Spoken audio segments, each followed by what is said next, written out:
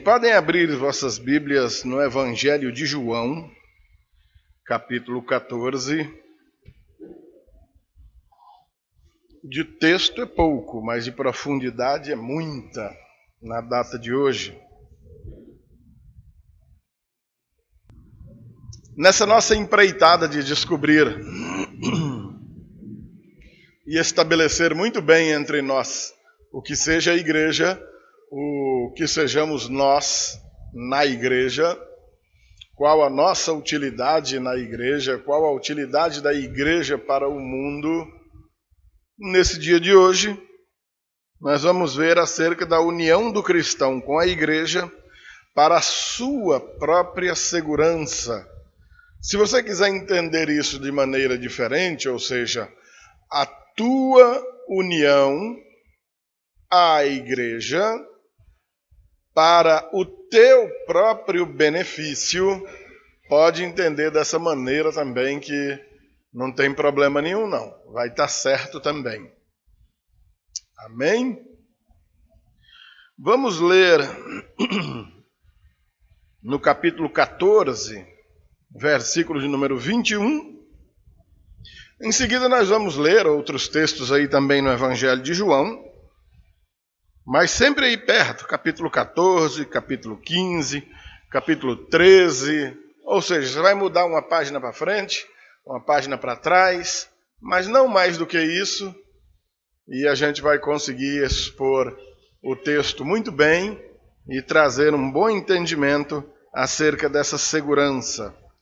Então, se hoje a gente vai ver essa utilidade do cristão em unir-se, ou a utilidade do unir-se à igreja em benefício, em segurança própria, na semana que vem nós veremos a utilidade, o benefício da tua união à igreja para benefício da igreja de uma forma geral. No cristianismo, eu tenho que ter muito tato para lidar com isso. Na igreja do Senhor Jesus, ninguém visa, ou melhor dizendo, ninguém faz nada visando unicamente os seus próprios interesses, os seus benefícios particulares. Quando isso acontece, nós quebramos o propósito de servir a Deus, ou o propósito pelo qual somos chamados por Deus para sermos servos dele. A palavra servo é uma palavra muito fácil de ser definida, que diz aquele que serve, aquele que foi chamado para servir. E se nós somos chamados para servir, evidentemente é para servir outros. Em primeiríssimo lugar, servir a Deus, amém, amados? Cumprindo o grande mandamento do cristianismo, amar a Deus sobre todas as coisas e amar ao próximo como a si mesmo, né? Então, primeiramente, amando a Deus, e como diria o caipira, segundamente, em segundo lugar, amando os irmãos. Servindo a Deus, primeiramente, e depois servindo aos irmãos. Quando se serve aos irmãos, automaticamente se está servindo a Deus. Quando se serve aos irmãos sem segundas intenções, quando se presta esse serviço de modo isento, idôneo, sem esperar nada em troca, e tão somente por respeito e obediência a Deus, por temor a Deus, se está cumprindo cabalmente com os dois mandamentos de uma vez só. Somente amando a Deus, acima de tudo, nós seremos capazes de amar o irmão. Porque se nós tivermos em mente, primeiramente, amar o irmão, amar as pessoas, amar ao próximo, como o ser humano é um bicho que nos decepciona muito, na primeira decepção que a gente sofresse, alguns têm mais paciência, ainda perdoaria uma vez, mas na segunda não. Alguns são de uma misericórdia monstra. Perdoaria uma vez, perdoaria duas vezes, na terceira. E ainda existem uns que são sobre-humanos, pessoas excepcionais, que seriam capazes de perdoar várias vezes, que não dá nem para contar, mas uma hora se encheria e digo, olha, agora chega. Não te sirvo mais. Mas, quando se faz essas coisas, quando se serve ao próximo, quando se ama ao próximo, em obediência a Deus, aí nós vamos cumprir cabalmente com a palavra, segundo a resposta que o Senhor deu para o apóstolo Pedro, quando perguntou até quantas vezes eu perdoarei o meu próximo, né? Até 7 vezes, e aí o Senhor diz, não, 70 vezes 7. E não numa expressão meramente matemática, porque se a gente multiplicar 70 vezes 7 vai dar 490, né? E aí você iria marcando, né? Quando chegasse em 489, eu dizia, olha, você só pode pisar na bola mais uma vez, hein? Na próxima já era. Mas esse 70 vezes 7 traduz-se por infinitas vezes. Nós perdoaremos infinitamente. Nós serviremos enquanto o camarada estiver vivo. Enquanto houver fôlego de vida nele, nós estamos dando oportunidade, pelejando, orando por ele, intercedendo por ele, socorrendo. Evidentemente que nas presepadas que o camarada vai aprontando ao longo da vida, ele vai acumulando aí punições para que o próprio mundo cobre dele aí as suas besteiras. Mas nós, enquanto servos de Deus, não vamos desistir de ninguém.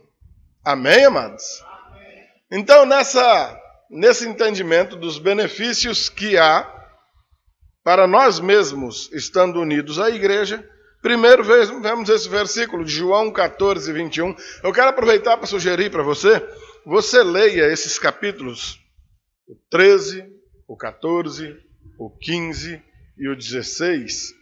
Dedique um tempinho especial e leia esses 4 capítulos. Você poderia muito bem fazer isso hoje, quando chegar em casa, mas se chegar muito cansado, faça amanhã. Amanhã é um trecho muito curto, você vai ler isso muito rápido, você vai ter um entendimento tão maravilhoso. O capítulo 14 ele será cantado praticamente inteiro daqui a pouco, ao final da ministração, uma canção belíssima de uma irmã, uma cantora chamada Heloísa Rosa, que colocou uma melodia muito bonita em João 14, mas leia esses 4 capítulos para ter um bom entendimento acerca disso. Olha o que diz, 14, verso 21. O Senhor Jesus está falando. Aquele que tem os meus mandamentos e os guarda, esse é o que me ama.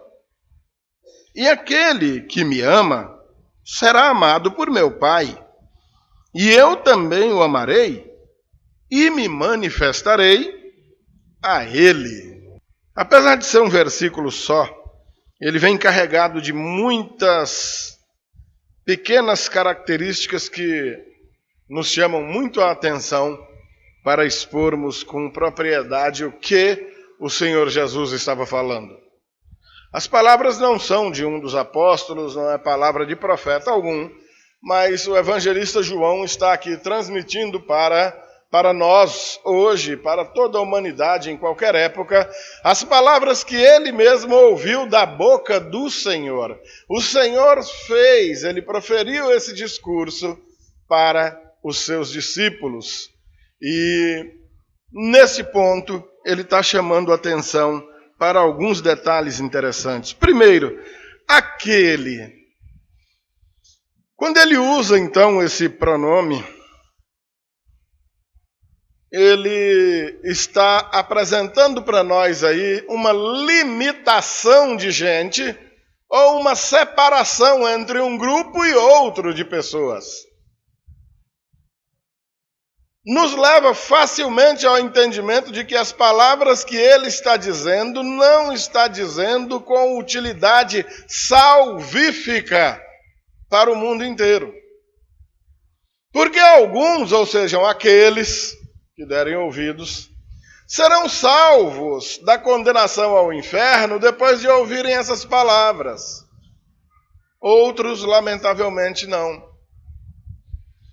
Várias passagens na Escritura deixam claro para nós que aqueles que ouvem, que guardam no coração, e com disposição dada pelo próprio Deus no Espírito Santo, aqueles que darão ouvidos a essa palavra representam um grupo menor no meio da sociedade. Infelizmente, a maioria das pessoas não vão ouvir. Alguns simplesmente não vão ouvir no sentido literal, não vão escutar. Resistirão a essas palavras, fugirão delas. Ou ouvirão, mas essas palavras de maneira nenhuma lhes será nem um pouco agradável e vai causar neles revolta, furor. Quantos servos de Deus nós tivemos assassinados ao longo destes séculos aí, exatamente porque abriram a boca e anunciaram a palavra de Deus. E aquele que a ouviu, ao invés de nele surtir um efeito salvífico, despertou foi um espírito de morte, mediante o qual ele atacou e exterminou aquele que lhe queria tanto bem e que compartilhava com ele a palavra de Deus. Então já começa dizendo que apenas aqueles que derem ouvidos, aqueles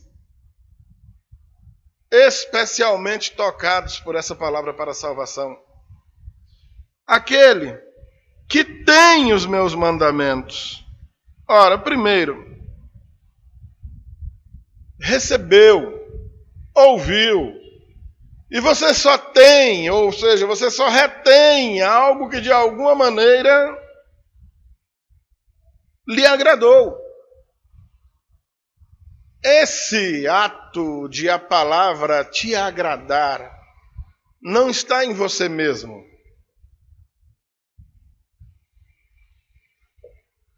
A sequência de milagres acontecidas para a salvação da nossa alma começa no fato do Senhor ter vindo ao mundo, dele ter encarnado, se tornado um homem como nós, passa por mais uma sucessão de outros acontecimentos que envolvem o Senhor, chega até nós, é mais um milagre, a palavra chegou até nós, mas ainda depende de mais um milagre de Deus em nós. Sempre o realizador do milagre, Deus. Sempre o realizador dos feitos, Deus, e nunca nós.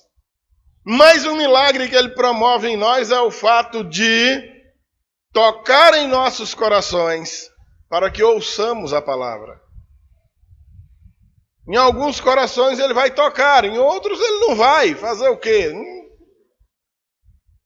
Todos de uma maneira ou de outra vão ouvir. Alguns serão tocados por essa palavra e outros não. Alguns vão amá-la, outros vão odiá-la.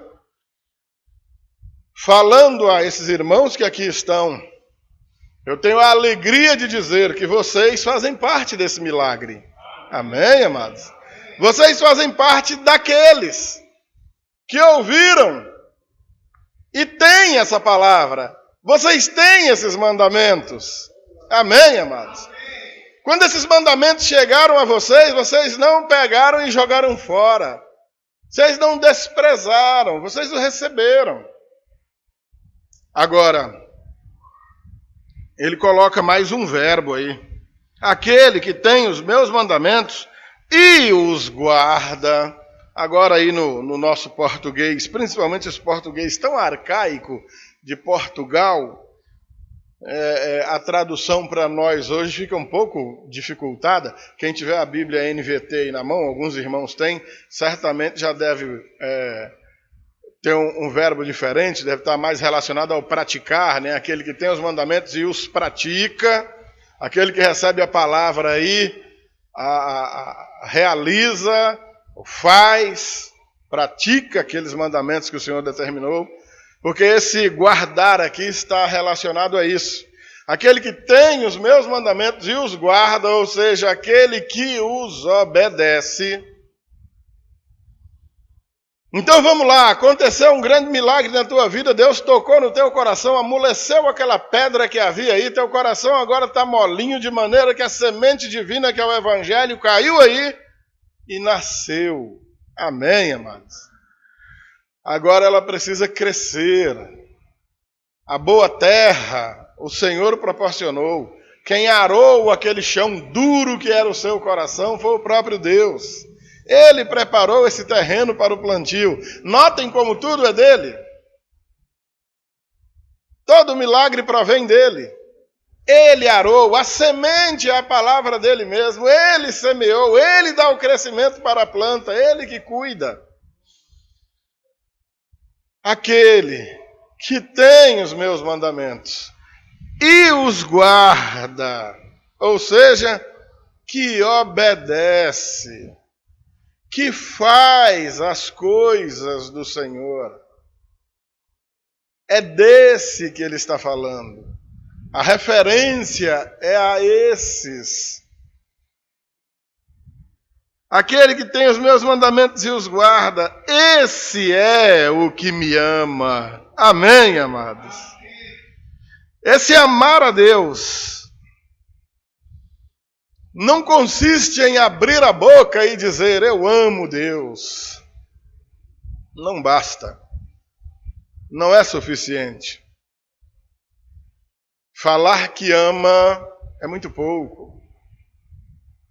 Por mais que a pronúncia seja agradável aos ouvidos, e quanto cabra sem vergonha ao longo de tantos e tantos milênios, desde que o mundo existe, tem iludido moças inocentes cantando essa melodia do eu te amo no pé do ouvido da bichinha, e ela acha aquilo lindo, maravilhoso, e se entrega àquele gato borralheiro para a destruição de sua vida.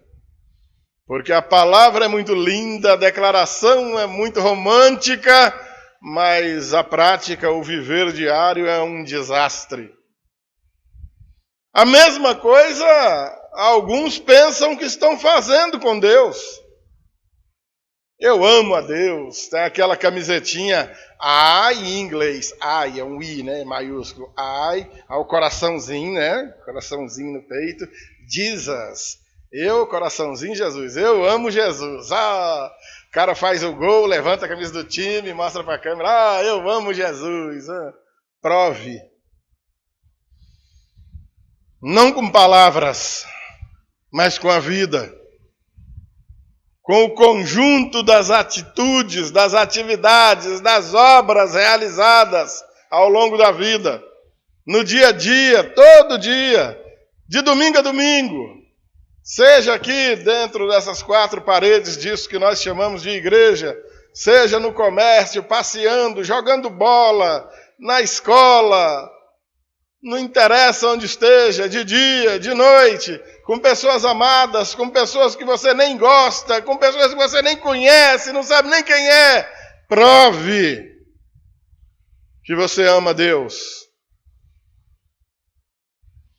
Não basta abrir a boca e dizer, eu te amo. Essa é a conversinha dos caras passar a perna em moça. Essa conversinha que passa a perna em moça, não passa a perna em Deus. Deus não será enganado com essa milonga. Aquele que tem os meus mandamentos e os guarda, esse é o que me ama. É esse que me ama. Aquele que ouve os meus mandamentos, retém esses mandamentos e pratica esses mandamentos. Ele coloca isso para funcionar. Ele realiza essas coisas que Deus está determinando. Porque ele está usando um termo muito específico, muito particular. Ele está usando o termo, a expressão mandamentos. Se são mandamentos, não são pedidos. Não são sugestões. Deus é Deus, ele pode estabelecer mandamentos. Ele é o dono da própria lei, ele cria a lei e ele nos capacita para cumprir a própria lei que ele mesmo criou. Estão entendendo, amados? É um ciclo fechado. Os nossos jeitinhos, as nossas manobras, o jeitinho que a gente adquiriu ao longo da vida de passar a perna no papai, na mamãe, no meu irmãozinho, na minha irmãzinha, na namorada, no patrão, para com Deus não funciona. Não dá certo. Ninguém engana Deus. Aquele que tem os meus mandamentos e os guarda, esse é o que me ama. E agora vem a consequência, para o qual a igreja foi criada, para o qual o Senhor estabeleceu a igreja, a fim de que nós estivéssemos juntos. E juntos nós tivéssemos um peso menor para carregar. Porque uma coisa é você empurrar um caminhão sozinho. Alguns, uns 2 ou 3 aqui até vão dar conta. A maioria nem vão conseguir. Mas outra coisa é todos nós aqui empurrando um caminhão sem partida aí para dar um tranco no bicho. A gente consegue. E a gente vai fazer isso dando risada, brincando. Parei! Porque chega a ser até divertido. Porque um peso outrora impossível de ser carregado por uma pessoa só, por todos nós juntos, é moleza. Amém, amados? Daí, olha as consequências. E aquele que me ama, notem que o pronome aquele continua. Não há uma generalização. Apenas aquele que me ama. E qual é a marca desse que ama? É que ele recebeu o mandamento e ele guarda esses mandamentos. Ou seja, ele obedece aos mandamentos. Por isso que ele ama o Senhor. Não é porque ele abriu a boca e falou, não é porque ele vestiu uma camiseta escrita I love Jesus, não, é porque as obras dele, o conjunto da obra, as coisas que ele faz, deixam claro que ele ama o Senhor. E por causa disso, aquele que me ama será amado por meu Pai. Pai com P maiúsculo, pode olhar aí. Porque é Jesus que está falando e ele está fazendo uma referência clara e direta a Deus. E aquele que me ama será amado por meu Pai. Notem como a coisa é recíproca.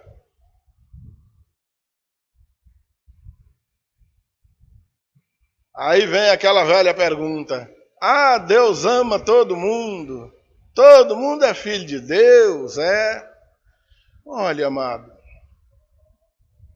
A Bíblia fala num Deus salvador, mas que, apesar de ser salvador, é justo. A Bíblia fala num Deus amoroso, mas que apesar de amoroso, é Deus de justiça. A Bíblia fala em um Deus salvador, que realmente salva, mas que também condena. A Bíblia fala em um céu, em uma salvação de alma, mas também fala no inferno, em uma condenação eterna. É triste a constatação de que um monte de cristãos no mundo desprezam o que a Escritura diz. Desprezam o que o próprio Senhor Jesus falou por boca dele nos Evangelhos. Não tenham medo daquele que pode destruir o corpo, mas não pode fazer nada contra a alma. Antes tenham medo daquele que pode fazer perecer no inferno tanto alma quanto corpo. Ele falando de si próprio. É muita desonestidade de qualquer pregador, e eu não serei desonesto a esse ponto, de apresentar apenas o lado generoso, bonzinho, amoroso, fofinho de o Senhor Jesus e não falar também no seu ponto de justiça, na sua característica de julgador reto, irretocável, inquestionável, inerrante. Deus não erra. Irrepreensível. Não há quem possa repreender e nem cobrar nada de Deus.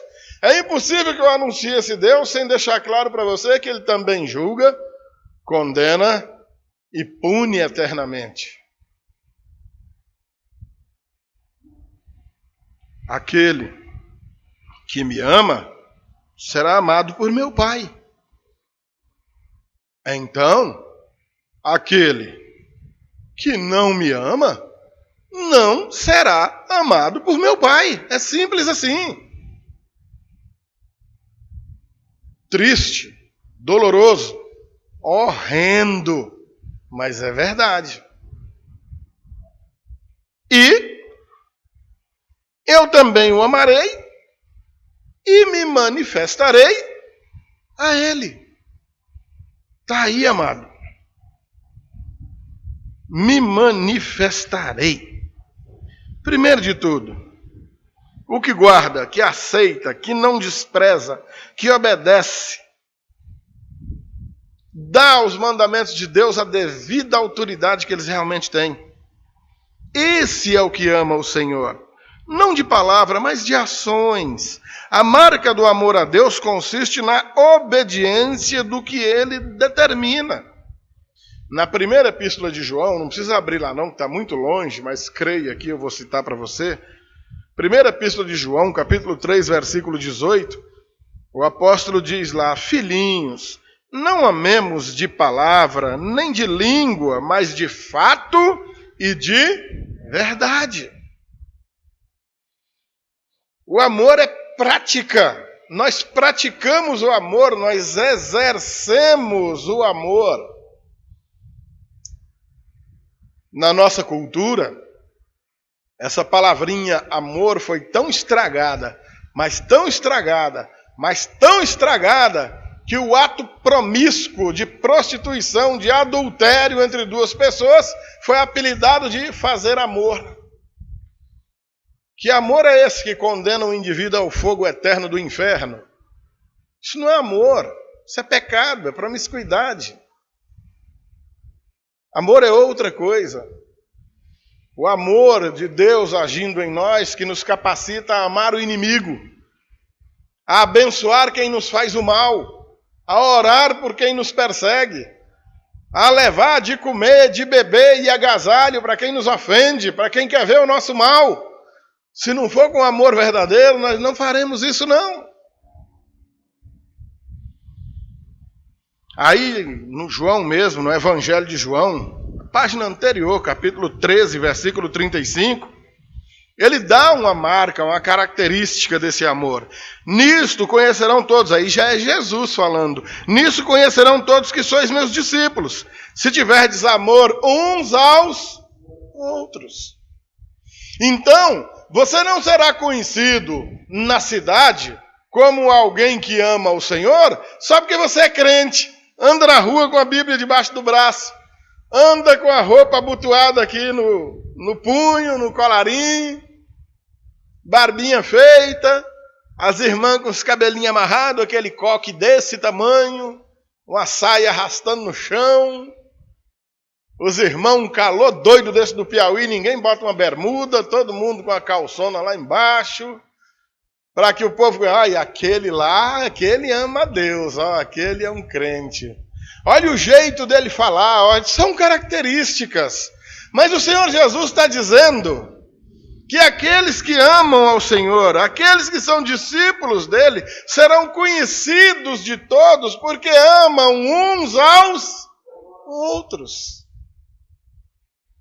Como nós exerceremos esse amor de uns para com os outros? Desprezando logo de cara o mandamento de congregar. O Senhor determinou que a gente congregasse.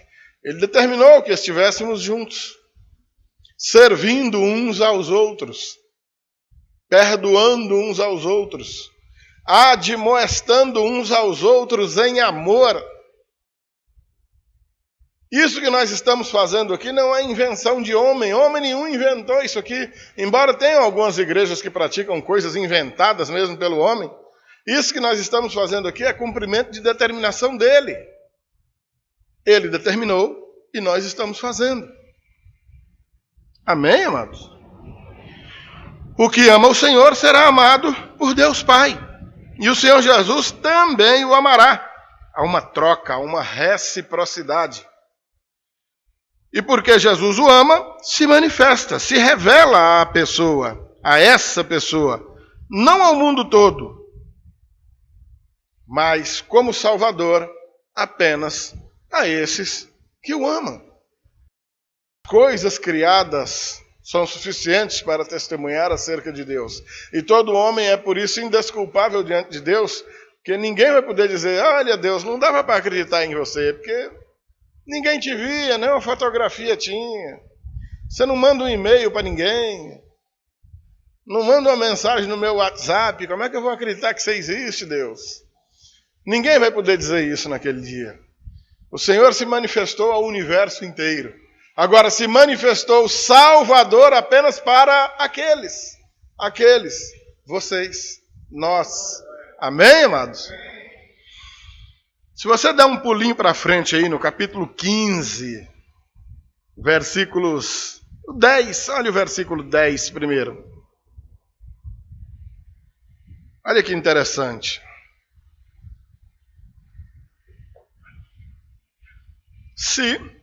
Vendo capítulo 15, versículo 10. Se guardardes os meus mandamentos, olha que é insistente, hein? Já mudou de capítulo, mas ele não mudou de assunto. Interessante, né? Se guardardes os meus mandamentos, permanecereis no meu amor, assim como também eu tenho guardado os mandamentos de meu Pai, e no seu amor permaneço. Amados irmãos, o Senhor, Ele é para nós o padrão, Ele é o modelo a ser seguido, a ser imitado. Assim, da maneira que Ele procedeu, procedemos nós também. Evidentemente, alguém vai dizer, mas para ser igualzinho Jesus foi, não dá para mim não, nem para você, nem para mim, nem para ninguém. Jesus é Jesus. Agora, as coisas, as atitudes dele foram feitas, olha o mistério da encarnação do Verbo. As coisas que ele realizou, estando aqui entre nós, foram realizadas num corpo de carne e osso igual ao nosso, ou seja, foi feito o milagre da encarnação do Verbo, precisamente para que ele deixasse claro para nós que é possível fazer essas coisas. Uma lei foi dada lá no Monte Sinai, lá nos dias do Moisés. Homem nenhum conseguiu cumprir a lei. Homem nenhum foi salvo por causa da lei, até porque ela não foi dada com esse objetivo. Foi preciso que o Senhor viesse e cumprisse a lei, para que todos então vissem o que ele deu não era impossível. Quer dizer, dava para cumprir, né? Mas dentro da nossa humanidade, das nossas limitações enquanto seres humanos, não houve um cidadão nesse planeta que conseguisse cumprir. Porque sem o Senhor, nós nada podemos fazer. Hoje, nesses dias especiais, chamados de últimos dias, alguns chamam de dispensação da graça. Nós não usamos esses termos, mas nesses dias de nova aliança no sangue do Senhor Jesus, nós fazemos as coisas que Ele requer de nós, capacitados pelo Espírito Santo que Ele colocou nesses que amam o Senhor e que guardam os seus mandamentos e os praticam. Olha esse versículo 10 do capítulo 15 que a gente acabou de ler. Se guardardes os meus mandamentos, então vocês vão permanecer no meu amor. Olha, enquanto vocês estiverem realizando, executando esses mandamentos que eu estou determinando, o mundo inteiro verá, ou seja, ficará mais do que provado que vocês permanecem me amando. É por causa da guarda desses mandamentos que o mundo os vê como servos de Deus. É por causa da guarda desses mandamentos que outros virão à igreja e se unirão a ela também. Mais uma vez eu cito o benefício de congregar. Oh, amados, quantos anos pelejando na igreja e quanta gente eu tenho visto fracassar na fé por tropeçar exatamente nesse quesito tão elementar, o de congregar, o de estar na igreja. Começa com um esfriamentozinho, coisinha pequena. Hoje eu não vou porque fui passar a minha camisa e queimei ela com um ferro. E eu não quero ir para o culto com a camisa velha. Eu ia, pastor, mas aquele lápis de desenhar na beira do zóio sumiu e sem maquiar eu não vou. Eu não vou porque a minha casa não pode ficar só, senão o ladrão rouba. Olha, amado, vou dizer um negócio para você. Nesses dias que nós estamos vivendo, é preferível que o ladrão chegue na tua casa e ache ela só, do que com você lá dentro. E se o Senhor não vigiar a casa, em vão vigia a sentinela. Vários são os motivos que fazem com que, de repente, a gente não compareça. E aí, quando for domingo que vem, já não fui domingo passado, não vou nesse também não. Aí no outro, já está com 2 domingos que eu não vou, sabe que eu não vou hoje também não. Quando chega no quarto, você está doido para vir, não, mas agora eu estou com vergonha. Lá tem uns irmãos que dão bronca na gente. Irmão, pensei que você tinha morrido. Irmão, tu está desviado, é? Irmão, cadê você? Eu não vou não, que agora eu estou com vergonha, já vai para 1 mês que eu não apareço lá. Pronto, moral da história. Você já perdeu de cara o benefício do ajuntamento, ou os benefícios advindos do ajuntamento, que é um fortalecendo ao outro, é o grupo inteiro carregando o mesmo peso, compartilhando suas boas experiências, suas más experiências, suas recomendações, aconselhamentos, aconselhando e sendo aconselhado, consolando e sendo consolado, fortalecendo e sendo fortalecidos. Tudo isso são benefícios do estar juntos, do estar congregando na igreja. E pelos motivos mais estapafúrdios, a gente vai perdendo por preguiça, moleza, capricho e mais um monte de coisa que a gente nem fala, porque senão tem gente que vai ficar ofendido demais. Se guardardes os meus mandamentos, permanecereis no meu amor. Assim como também eu tenho guardado os mandamentos de meu Pai, e no seu amor eu permaneço. O guardar os mandamentos do Pai levaram Jesus até a cruz, sabendo que ia para a cruz. Eu sugeri que você leia esses capítulos 13, 14, 15 e 16, que você vai ver Jesus se despedindo dos discípulos aí, dizendo, olha, eu estou indo para junto do Pai, mas vocês não vão ficar sozinhos não.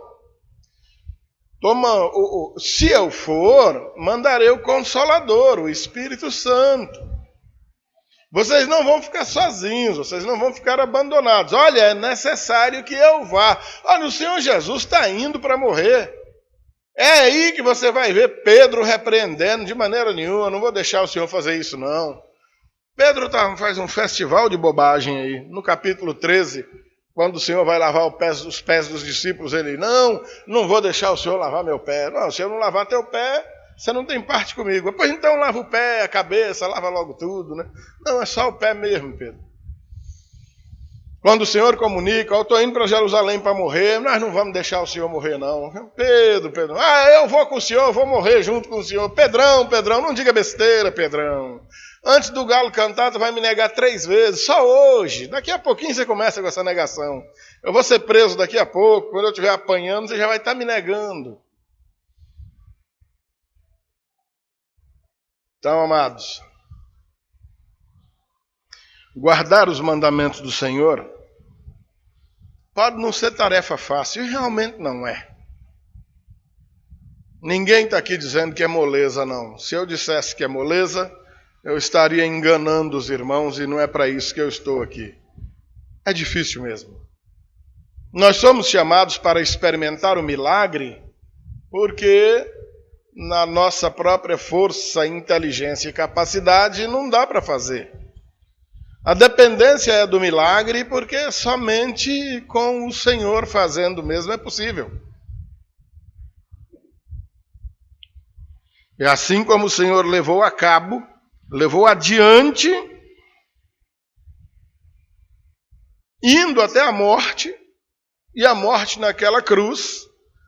E como nós não vamos ser levados a cruz nenhuma para morrer da mesma maneira, em algum lugar do planeta tem gente experimentando esse sofrimento terrível, mas não é o nosso caso aqui. Então, amados, vamos aproveitar a facilidade, a molezinha que é dada para nós se comparado a outros tempos, e vamos obedecer também. Amém? O versículo 14 aí do mesmo capítulo 15, ele vai dizer, vós, olha só, vós sois meus amigos. Agora, detalhe, tem uma condição. É em qualquer condição que vocês são meus amigos? Se vocês fizerem o que eu vos... Acompanha aí, capítulo 15, versículo 14. Vós sois meus amigos, se fazeis o que eu vos mando. E é interessante que no versículo seguinte, no versículo 15, ele vai dizer, olha, eu já nem chamo vocês de servos, porque o servo não sabe o que o seu dono, o seu senhor faz. Eu vos chamo de meus amigos.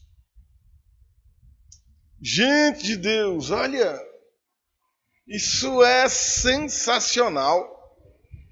Ser amigo do Senhor Jesus, rapaz, não vai folgar não, é Ele que está chamando a gente de amigo, não é nós chamando Ele não, viu? Não confunda as coisas não. Ele na sua generosidade, no seu amor infinito, essa misericórdia tremenda, nem vos chamo de servos, mas sim de amigos. Agora a condicional é tremenda, no versículo 14. Vós sois meus amigos se vocês fizerem o que eu vos mando. Não é fazendo o que você bem quer, não é fazendo o que lhe dá na cabeça, não é fazendo o que você acha gostosinho e legalzinho, é fazendo o que Ele manda. João, lá nas suas epístolas, vai dizer, não sejam amigos do mundo, porque quem é amigo do mundo se faz inimigo de Deus. Amar o mundo é não fazer a vontade de Deus. Amar o mundo é o oposto disso que o Senhor Jesus está dizendo aqui. Aquele que faz o que eu mando é meu amigo. Aquele que faz o que o mundo determina, aquele que faz aquilo que ele bem quer e não o que eu mando, automaticamente é inimigo. Olha, amados, eu tenho um grande orgulho, um prazer tremendo numa coisa nesse mundo, que é o fato de eu não ter inimigos. Aqui e acolá a gente bate uma boca com um aqui por causa de um chute que leva na canela, mas logo a ferida passa e também passa a rusga. Mas não tem nenhum inimigo. Mas eu fico imaginando aqui o que seria, que tristeza ser inimigo de Deus. Eita, mas esse aí arrumou um jeito de ter um inimigo muito especial, hein?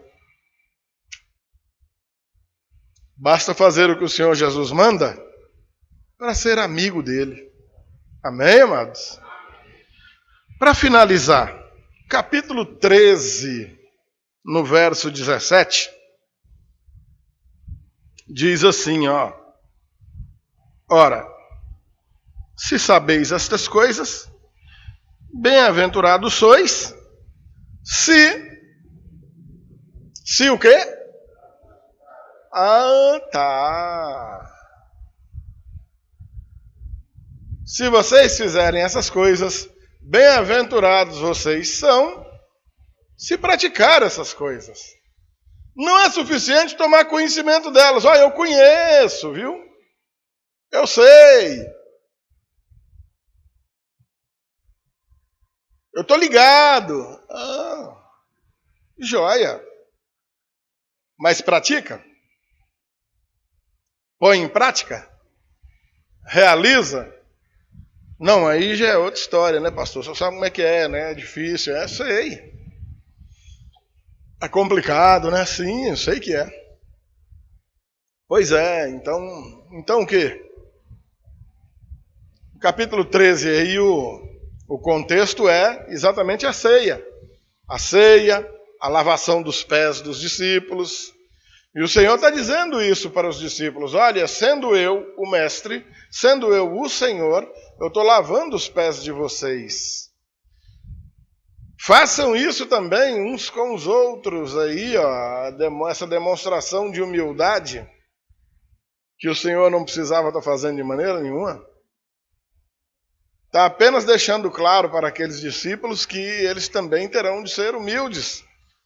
Se o Senhor, sendo mestre, sendo maior, lavou o pé dos discípulos, ou seja, relegando-se a si mesmo à atividade, ao trabalho do escravo mais ralé, o escravo, o servozinho mais pela-porco do meio da sociedade, era aquele que lavava os pés dos viajantes, dos visitantes que chegavam em casa, e é a esse que o Senhor se rebaixa.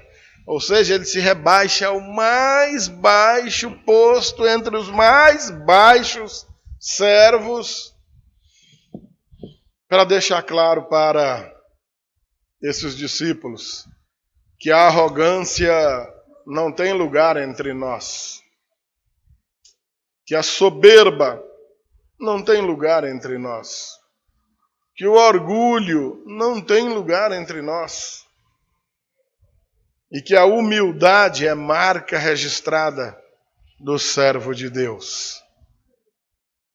Amém, amados? Ora, se vocês sabem essas coisas, então bem-aventurados vocês serão, colocando elas em práticas. Para isso, indispensável é, para você, meu amado, que tem uma igreja para congregar. Porque o exercício de tudo isso que foi comentado aqui só será possível praticado de uns para com os outros. Quantas pessoas nós temos fora da igreja que não congregam nem visitam a igreja porque não tolera a companhia dos irmãos? Imagina a enganação mediante a qual esse coitado desse crente tem vivido. Já parou para pensar? Ele está se achando. Você encontra ele na rua aí, ele tem uma conversa que fala, rapaz, quase que eu me convertia de novo com a conversa desse cara. Mas não suporta o irmão. Não tolera seus irmãos. Não serve nem é servido. Não aconselha nem é aconselhado. Não perdoa nem é perdoado. Não exercita o amor de discípulos, por meio dos qual nós seríamos conhecidos do mundo todo como discípulos do Senhor Jesus. Afinal de contas, vós sois meus amigos se fizer essas coisas, ou como diz o texto 13:35, nisto conhecerão todos que sois meus discípulos se tiverdes amor uns aos outros. Então, amado irmão, amada irmã, nada será tão bem aproveitado na tua vida, nessa tua trajetória, nessa caminhada cristã, quanto o tirar o devido proveito de estar junto com seus irmãos, congregando, servindo ao Senhor. Encham seus corações com essa verdade, com essa palavra. Coloquem ela em prática. Ponham para funcionar mesmo. Porque elas servirão, serão de grande valia na tua vida. E nós vamos ver na semana que vem que na vida de seus irmãos também. E no final das contas, o glorificado nisso tudo continuará sendo o nosso Deus. Afinal de contas, nós vivemos para a glória dele. Amém, amados? Assim como, se morrermos, também morreremos para a glória dele. Vamos